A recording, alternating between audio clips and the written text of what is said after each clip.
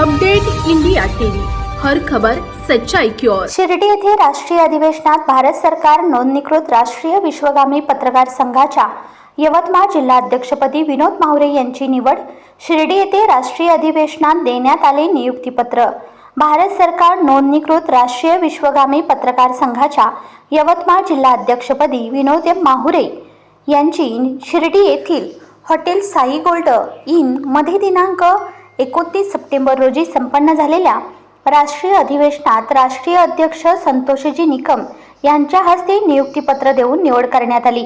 यावेळी यवतमाळ जिल्हा भारत सरकार नोंदणीकृत राष्ट्रीय विश्वगामी पत्रकार संघाचे पत्रकार तसेच विविध बहुउद्देशीय संघाचे प्रतिनिधी मोठ्या संख्येने उपस्थित होते। विनोद माहुरे यांची राष्ट्रीय विश्वगामी पत्रकार संघाच्या यवतमाळ जिल्हा अध्यक्षपदी निवड झाल्याबद्दल यवतमाळ जिल्ह्यातून त्यांच्यावर मोठ्या प्रमाणावर अभिनंदन केले जात आहे।